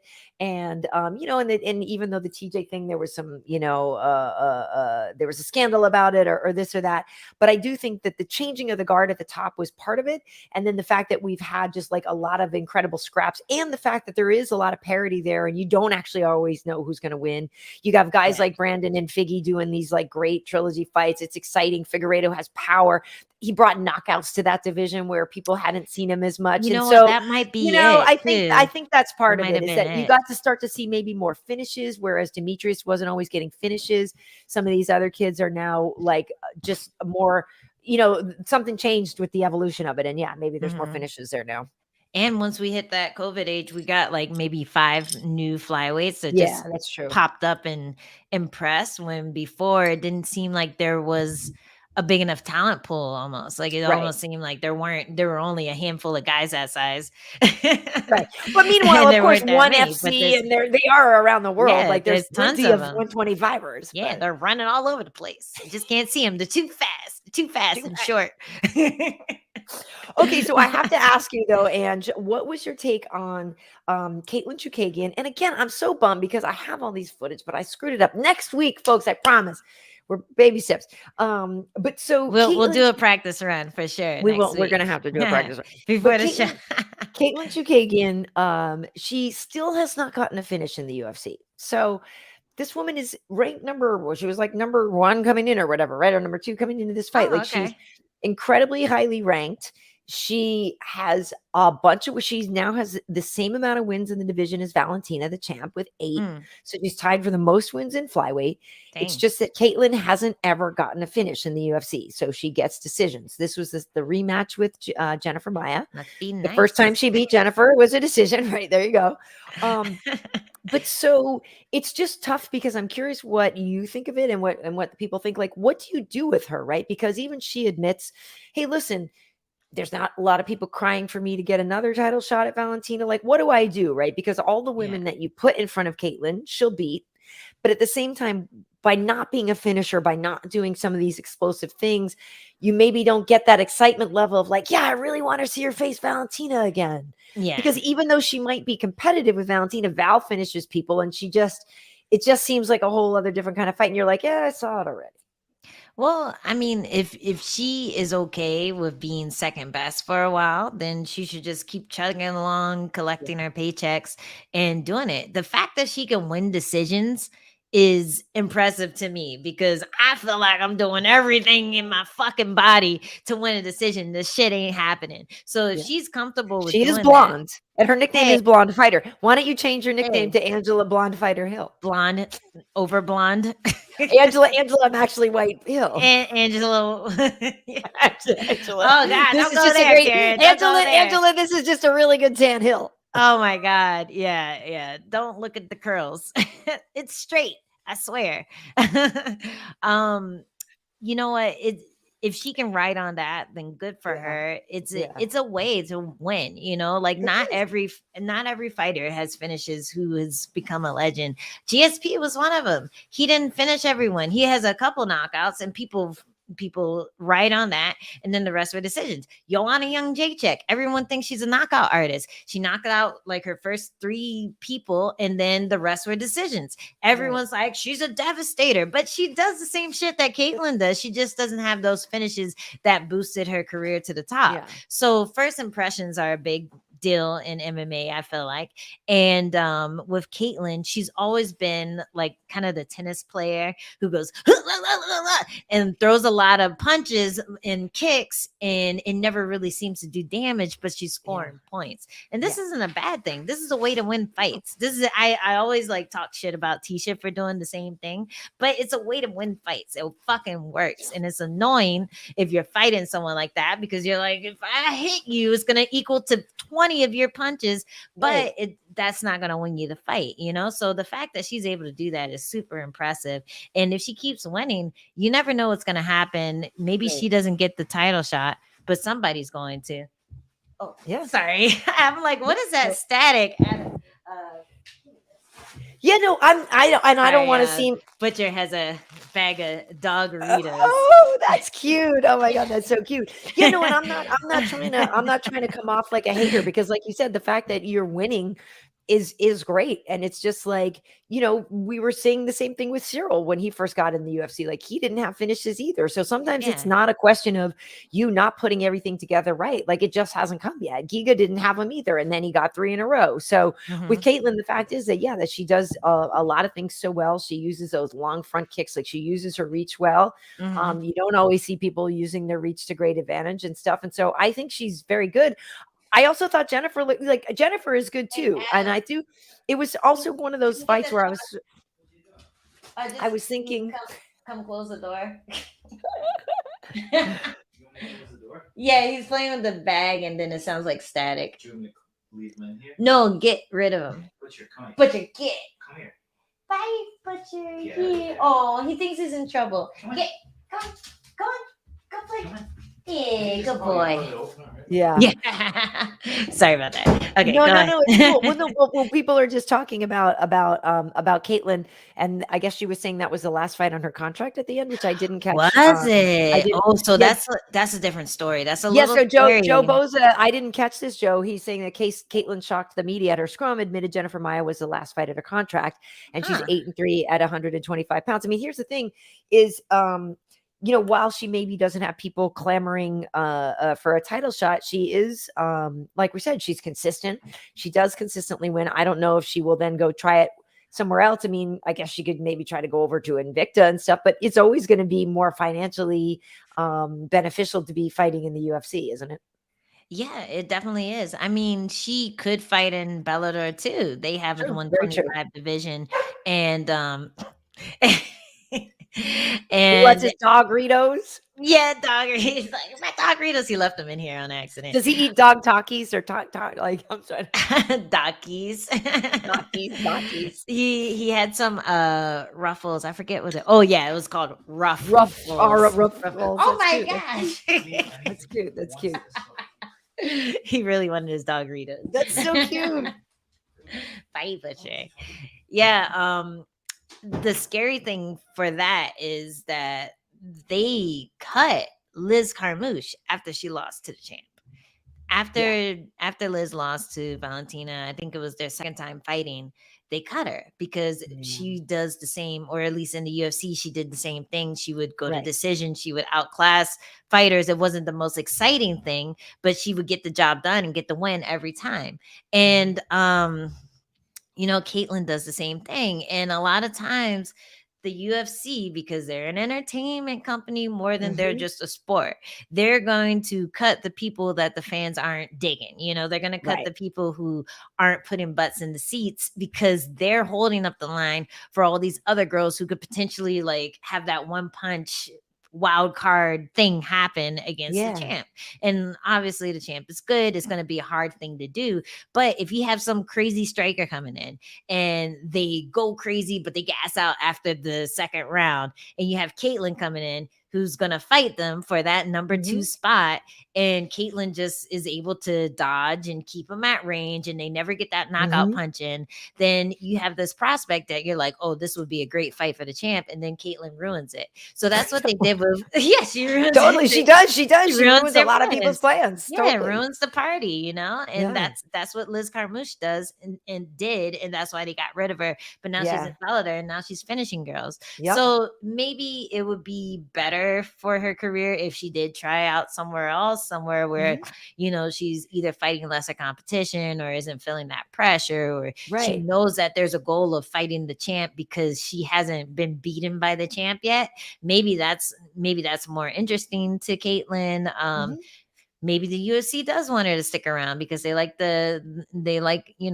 her look. They like the fact that she has all those wins in the UFC. Like you never really know what's going to happen. And I think sometimes it has to do with like how much the bosses like you too, do they like dealing with you? Like you have a pain in the ass. A lot of times people will get rid of you for almost nothing, I've never heard of her being problematic or anything like that. She seems cool. She seems chill. Yeah, she seems really cool. I mean, I know. We used to train together when I was living in New York. We trained like a handful of times, but she was always super chill. Yeah, she seems cool. I can't imagine them getting rid of her, but it could happen. And I could see her either making more money or just getting more finishes in another promotion because she's so well-rounded and because she's so good at what she does. Well, and I also guess she was saying before this one too that she was trying some new things, and so that's why maybe in the fight she looked different even from other fights, because Anthony was saying, oh, I thought maybe her output was different or this or that, and because she's admitted she was working on some things, so that's the whole thing, right? She is aware of the lack of finishes, is maybe trying to put together some things toward it, and so maybe this was one of those fights where she took the chance to try some newer things because she already knew she had confidence because she's beaten Jennifer before, and maybe she felt like, okay, this is a great experience, because if I lose, it doesn't matter because I'm on my it's my last fight anyway. Yeah. If I get the knockout off of this, then it's a great bargaining chip, and if I just win, it's still a win. You know what I mean? Like, I think there was maybe a lot going in that we didn't maybe realize, because it's not like it was a bad fight, and Jennifer was coming on, and it's interesting to me because Jennifer, and we saw it in the fight with Jessica Eye and stuff, like, she can scrap and she's there and she's ready to go. I think for me, when I look at her, I wish that some of the things she was doing, I wish she could just get it started a little earlier in the fight, because it was one of those things where I was like, oh, if there were more rounds, I think Jennifer would have done better. She needs to maybe try to figure out a way to sometimes that urgency and that intensity that she gets later in the fight to try to get that going a little sooner. But remember, everyone was freaking out when she fought Shevchenko because she took her down. Yeah. So, oh my gosh, she took her down. So, if Caitlin is able to keep her at bay, maybe that does show that she's evolving and she could be a challenge for the champ in the next couple of fights. Yeah. Well, it was good, and congratulations to Blonde Fighter. People are liking the idea of Angela Blonde Hip Fighter Hill. Oh no, I gotta get that dye done. Well, but y'all know what happened to me last time I dyed my hair blonde. I got half of it ripped out. Yeah, we're from not trying to have practice. So holes in your I will say our the folks watching are saying that Caitlin maybe isn't the most exciting, unfortunately. Oh, so no. I mean, the thing is you can eventually, I think you can eventually get to finishes. But so the guy I want to ask you about, and then we can get on to something else, is the Slava Claus. Okay, so Slava Claus, you didn't see the Borshev fight. So Slava Claus is he fought what's his face? Was it Slava Claus versus Algio versus Brito? But Slava Claus, he came in and he got that incredible knockout. So he's a guy that his name is Vyacheslav Borshev, and he fought. It's so funny now. I'm blanking because once I go to work and then I'm like, okay, wait, the names go out of my head. No, I'm so happy you said that, because the same thing happens to me. Yeah. I literally know everything about the person the day before. Okay. Right. So I think I might have missed this fight, but let me just catch up. So Slava Claus is he's a Team Alpha Male fighter, and he was on Dana White's Contender Series. How and tall he landed is he? this. Well, he's a lightweight, right? So he's not super tall. Okay, I know so it's he but so he landed this Oof. incredible left hook on Nasty. Dana White's Contender Series, and then and so it was one of these things where everybody was really excited about him, and like I said, he's an alpha male guy. Unfortunately, Uriah couldn't be there this weekend and stuff, but so Slava Claus came in and landed this incredible finish again. Like, he's a really exciting guy. He literally had the first finish of 2022, because we only had 4 prelim fights and those all went to decisions. So when Borshev came in, he got the first finish of the year. Yes, the ball guy with red trunks, Salvador. Yeah. And so he is a lot of fun. Actually, it's funny because here's the thing for those who don't know. Here's the slot.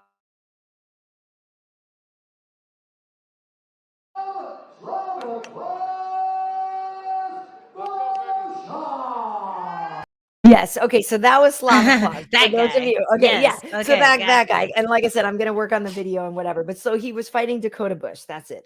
So Dakota Bush is one of James Krause's guys, and but Slava Claus came in there and got it. And he's one of those guys, like a lot of people talking about Khamzat Chimaev, but Slava Claus is one of those that also get to know him. Hit the follow button on him sooner than later, because he is one of those guys that I think has a bright future. all of us at work already know he's one to watch. When people come off a Contender Series, Dana gets hyped about them and likes to promote him more. He's like, to me, when I'm watching him, I'm like, he kind of looks like Martin Kampman, that super pale, ghosty white guy, but good, good fighter. He's an alpha male guy. So yeah, look for Slava Claus. He's going to be one to watch. And that dance is crazy. That dance is so funny. And it's so hard to do, by the way. So people in the comments were talking about your dance, your Russian. Did you do the Slava class on the Tuesday night festivities? Is that what happened? No, well, what happened was yesterday on the post show, they wanted us to do the Slava Claus dance. I can't say I was excited about doing it. How'd you do? Were you in heels? Terrible. That's what I'm saying. There's no way to do. It's hard AF. Oh man. Like, so I kicked the heels off, obviously, but you get down, like it's friggin' impossible. Like it's so friggin' hard to do that, to like be squatted, kicking legs at, like it's friggin' hard. Oh my God. And I'm Did your real bottom pop. I'm just a really bottom heavy girl. It did not go well. And I really didn't want to do it. Like, Karyn, are you telling me that you can't do the bust down challenge? I didn't. You can't bust down. I don't even wait. You can't bust down. I don't know. You just drop down to your ankles. In heels. I'm not a good twerker, if that's the question. I actually feel like heels make it easier to get down there because your heels are elevated. Lifting you up already, right? Yeah, it's like when you're doing squats and you put the little weight underneath your heel so you can get down lower. Like, yeah. Right. All you need to do is keep your heels on and you could have hit the Slava Claus. Well, but I'm not trying to know, because I feel like, listen, I'm like, okay, I'm at work. I got to do the Slava Claus dance. But I'm like in real life, like, I don't want to trash my knees or my ankles. So yeah, I kicked off the heels. I'm like, I gotta do this. And it's slippery on the set. Like, there's no traction. Right. I'm like, look, I jump rope and I do a bunch of things, but there's no way to try to do that dance and not look like an a-hole. And I look like a total a-hole. And I really didn't want to do it, but whatever. It is what it is. I gotta look it up. I gotta find it. No, please don't. Please don't. Please don't. I can't wait it was literally like horrifying. I totally did not want to do it. Oh, did anyone do it well? I mean, they made me and Laura do it. She did it better than me, I think. I don't know. I don't know. Laura could bust down then. Laura could bust down. I did not want it. Well, she weighs like what, 30 pounds? I'm like a friggin' 500 pounds. So like, y'all are the same size. She's just we are top not heavy. The same size. You're more bottom heavy. We are not the same size. Y'all, you both look like I was her size in third grade. You both look like slightly bigger to me than slightly bigger than me. I feel like I am massive, just slightly. Teeny tiny. She and you and Megan, you guys are all teeny tiny. Megan is tiny. There's Karyn came in and was like, no, Megan is tiny. Megan is tiny, and you and Laura are about the same size. You guys are all teeny. Megan would be an atom weight. Giant. I'm giant. I'm giant. She would be like, I feel like it's appropriate because flyweights should only date atom weights. I don't think. I know.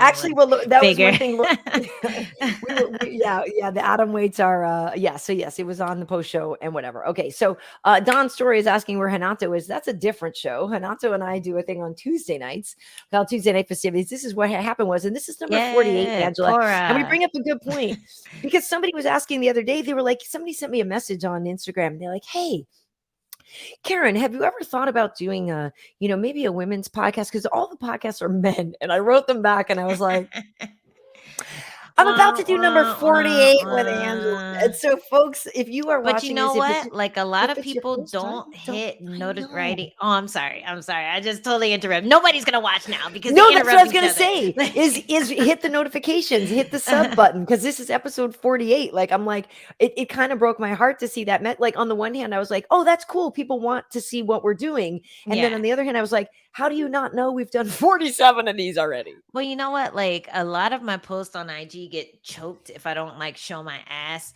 So I feel like anytime, Like I feel like I'm gonna just stop posting like the actual things with information, and I'm just gonna take a photo, like a close-up selfie of my ass, and just be like, "Hey, tune in on What happened was- Sunday." Totally, it might work. On my Twitch or my YouTube. Like that might be my route going forward, because everything else gets choked. I have like 100 something thousand followers. I'll Yeah. get 200 likes on the what happened was post, and then I'll post my ass and I'll get like a few thousand likes. I'm like, all right, Same. come on. Same. Come on. And So it's like, and like, more ass. agree. needs to I feel like we're happen gonna do a little ass, bit and they'll be more. like low cut, and it'll be like, what had happened? What, you know what I mean? Like you just There you hide the like go. hashtag what had happened or something, because I totally agree with you. It's like I Yeah. don't Oh, understand. I don't know how we can do this and like how to get more views.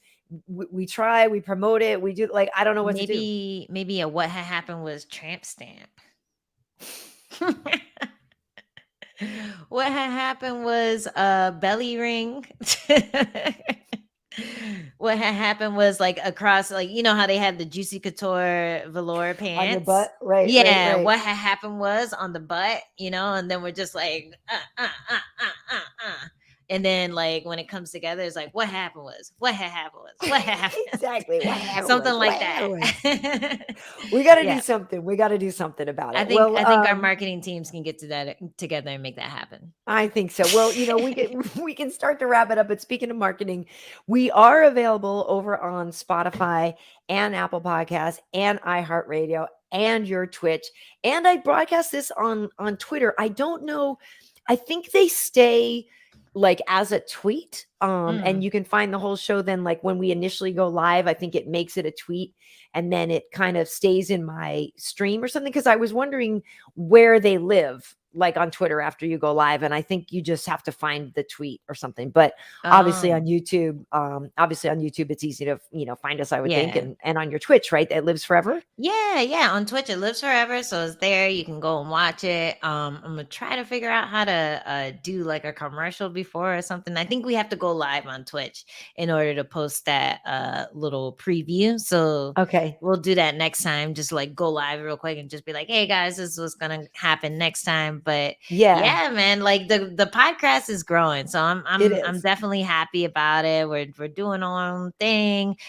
We had a raid today, and let me just highlight that real quick. A raid? Miss _ Lady Ish raided us. So thank you for that. She's doing is that on Twitch? I don't know what that is. Yeah, so what would happen? What happened was other Twitchers, other Twitch channels will have all their followers go and raid another Twitch channel. And it's basically just them coming in and commenting and being like, hey, we're here, yo, party. And it's kind of cool because if you're not familiar with the channel, maybe one of your raiders are interested in MMA that's cool. or this or that, or black ladies, right. So whatever floats your boat, maybe like curly heads and Red Hot Chili Peppers posters.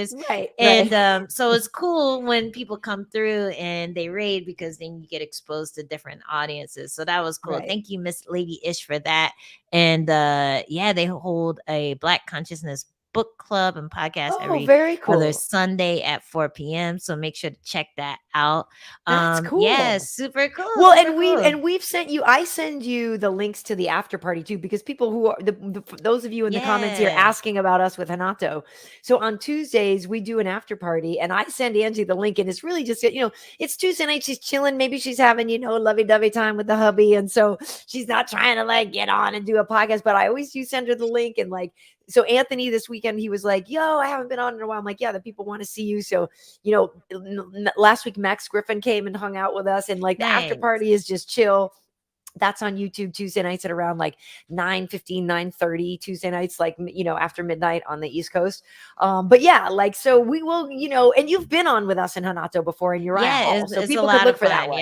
Yeah, it's a lot of fun. Yeah, I'm so lazy during the week. I have to not have festivities because I have to wake up and train. Well, that's what I was gonna say. You train. We're just a couple of like idiots who just sit around and like crack jokes. We don't train as hard as you do. So no, I missed my window of opportunity for festivities. It was like that Christmas window, but I was way too high. Yeah. I'm like, It's I don't good even know how to stuff. turn the computer on at this point. I know. And listen, there are times too, I get it. There are times when I'm just like, the last thing I want to do. You know what I mean? If you do it all the time, like sometimes you're like, yeah, I just need a break. But yeah, we are on Apple Podcasts, Spotify, iHeartRadio. For me, you can find this on YouTube. It's YouTube/Karyn Bryant, Karyn Bryant, as in Kobe, no relation, but may he rest in peace. That is also my handle over there on YouTube. I mean, on Twitter. On Instagram, I'm at KB Heat, and that's where we initiate the festivity show on Instagram, and then we take it over to YouTube. So we'll have a new one Tuesday night at 8:00. But Angie, where can everybody find you?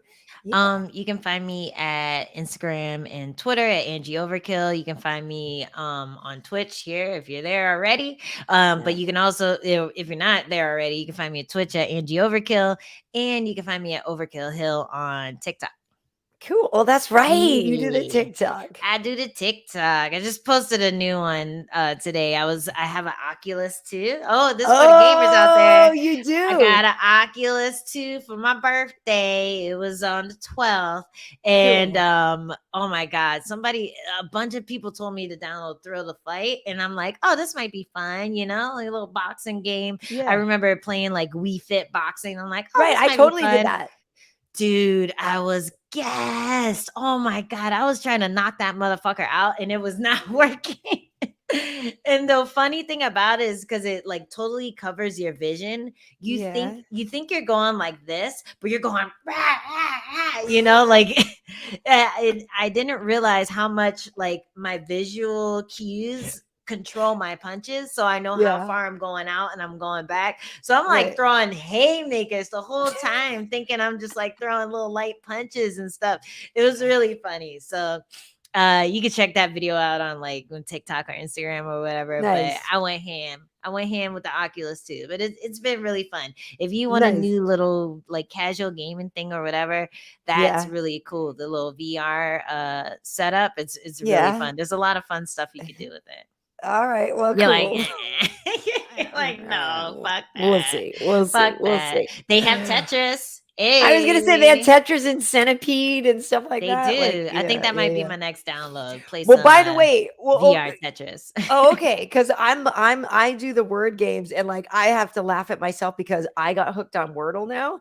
And so for people who don't know, like Wordle, that's this thing where you have to find the secret word in you basically have 6 guesses to find the secret word. I found it in 5. I mean, whatever. That was my second word? Yeah. So those words are. So you basically right. So you put the 5 letters in. You put 5 letters in. You put a real word in. It has to be all real words. And so since they were all gray at the top, it meant okay. So none of those letters are in the word. Then I picked a different word, and the yellow one means okay, that letter's in the word, but it's not in the right place. And so then I moved it again, and I'm like, okay, it's yellow's in the word, but it's not in the right place. And then boom, I was like, oh, let me move these around. And so I got it, and I had 1 guess left, and I didn't even need it. Now, this was only the second time I played Wordle, but I'm a total word nerd, and I was like, holy crap, I'm hooked. And I just found like my new favorite thing. Word nerd. Would you give me your lunch money, word nerd? Would you get like straight A's and stuff in English? Would you like a scholar or some shit? Were you like making money off of knowing words? Nerd. Yeah, I'm more of a Muay Thai nerd than a word nerd, but I'm becoming a grappling nerd. But none of that really translates into video games except for Thrill of the Fight. I was happy. I was able to use some skill that I'm good at for this game. But also Resident Evil was pretty fun. You're like killing zombies. Oh, cool. Oh, I like killing zombies. Yeah, killing zombies was fun. I think I might get Walking Dead next for the zombie killing. It looks pretty cool. But yeah. So if anyone knows how to stream an Oculus, let me know.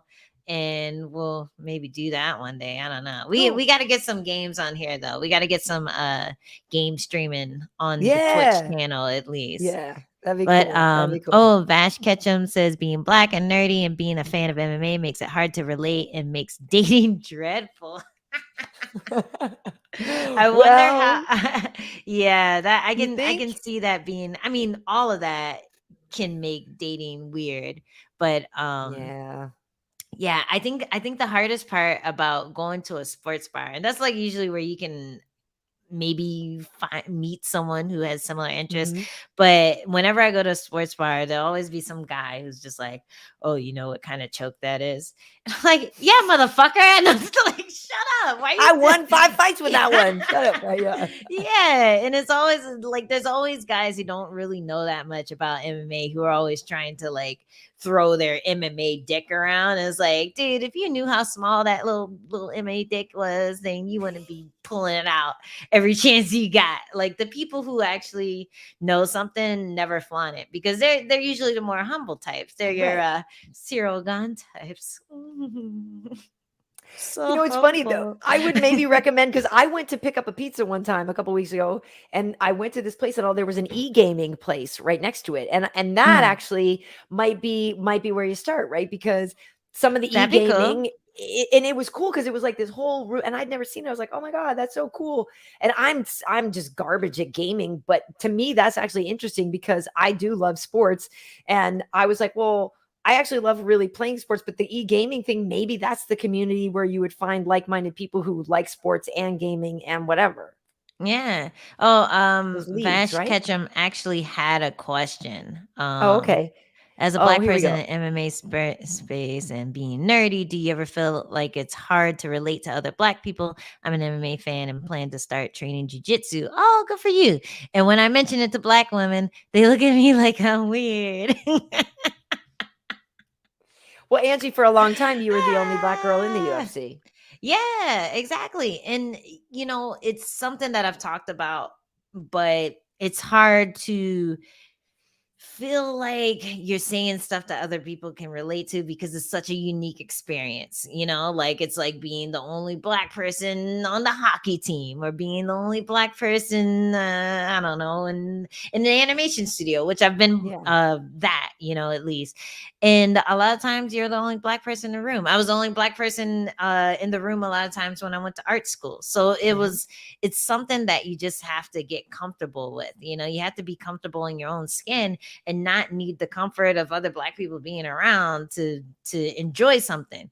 But at the same time, you want to bring your friends in, you want to bring your family in, you want them to love this thing as much as you do. So I feel like just me being passionate about it made my mom a fan, made my brothers a fan. And that's something that wouldn't have happened if I wasn't doing MMA, if I wasn't doing Muay Thai, you know, like they would still be looking at it as some like white person thing, you know? So it's just doing it and loving it is going to bring people to you. You don't have to worry about bringing them in with you. You just do you, you know? And that's like, I feel like doing you is the key to happiness when it comes to being black in America, because people always expect you to do shit. Like they expect if you're an athlete, oh, you must be on the basketball team. You must be, you know, like you must be on the football team. Like, no, I'm just doing me. I'm just doing this thing that I like to do. And, you know, don't feel the need to fall into a stereotype or fall into a box. And that's like, you know, black nerd culture has been on the uprise too, because people are suddenly doing what makes them happy and being open about it, not like watching anime in secret and being like, oh my god, like oh, you watch Cowboy Bebop too? Okay, let's talk about it. You know, like you can actually like be open about it nowadays. And you see people like Adesanya, he's the poster boy of that. So much so. Just be as weird as fucking possible, and like people like you for you, people like you for you, not for your skin color, not for you know, whatever outside appearances. They'll like your personality and your interests and that type of thing. That creates a more real bond as well. I would 100% agree with you, and you do you, and I have 100% on multiple occasions, like in like we're talking like in life, like for years at times in certain situations, been the only brown skinned person in a room or in a situation. And it can get unnerving, and it can make you very self-conscious. And I'd be lying if I said, oh, I was never bothered by that. Like, of course it bothered me. Because you do look for an ally. And so sometimes the ally would just be another woman instead, right? Or whatever, because honestly, I don't speak, my whole life is not like I'm Karyn and I'm black. Like it's not the most important thing. Like that's not where it's not where I start my conversations. Right. But it is an easy way to bond with somebody, if nothing else, it's an instant bond, right? And we all know when you walk by one, you go, what up? Like there's just the head nod, like it's the thing, like you can't help it. But I will say, as somebody who is sort of nerdy herself too, like I'm an outlier in that I grew up listening to rock and roll. I worked at a rock and roll radio station, right? So I know a ton about the Red Hot Chili Peppers. I really don't know that much about the Wu-Tang Clan. Sorry, I don't. Like I like them. But like I grew up listening to white music or whatever, right? And so when I got to college, I went to Brown University, which is not an HBCU.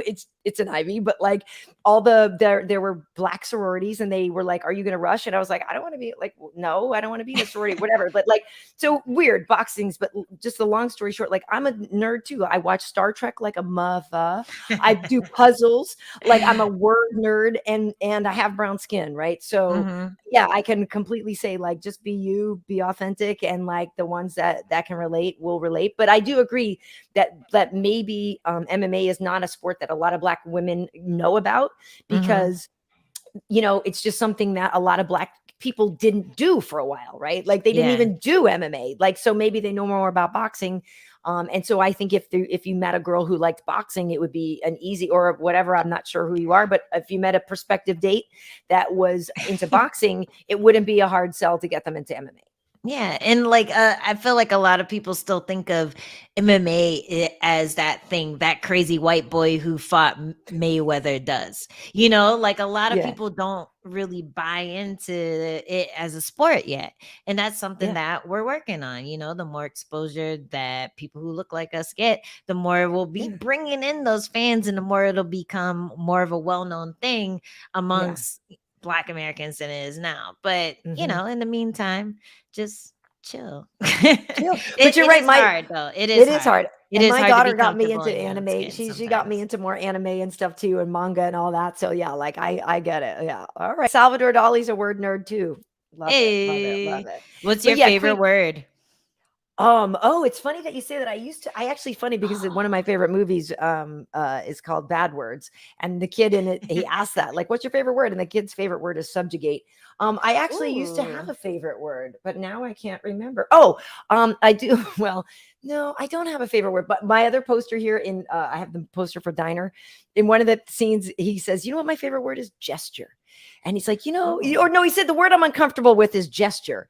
And he goes, why? And then the guy's like, because no, it's nuance. I'm killing the joke. He's he like nuance throws him off because you don't know where you stand with a word like nuance. He's like gesture, you know where you stand, but nuance, I don't know. And it's just a funny thing to me. Funny. So I don't know if I have a favorite word. I'll think of it, I'm sure, as soon as we hang up, and I'll be like, oh yeah, my favorite. I know. I'm going to talk about Ted Lasso again, but there was this one scene where he kept talking about something, and he kept saying that word again. I forget what the word was, but he kept saying it over and over again. And he was like, now I said it too many times. And then it becomes a sound. Right. Yeah. Oh yeah. I saw that episode. I totally. What was the word? I can't think of what was the word. And it was, and you just start saying it over and over, and then you're like, is that even a word anymore? I've done that where I'm writing the script for work, and I'm like, is that even a word anymore? No, me too. I hate myself when I do that. Then I'm just like, yeah. All right. Well, we're getting deep into the bushes here, but it is Sunday night. We do this every Sunday. This is episode 48.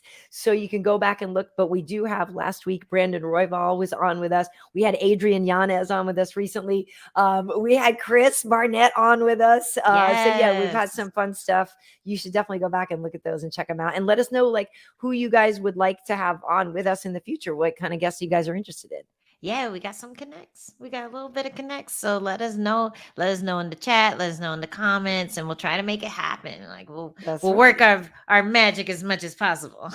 That's right. Well, cool. Well, thank you so much for checking this out this week. And just really appreciate it. Again, you can find us on Spotify, Apple Podcasts, and iHeartRadio, as well as Angie's Twitch and over here on YouTube. So thanks for tuning in to What Happened Was. Right, Ange? Peace out, everybody.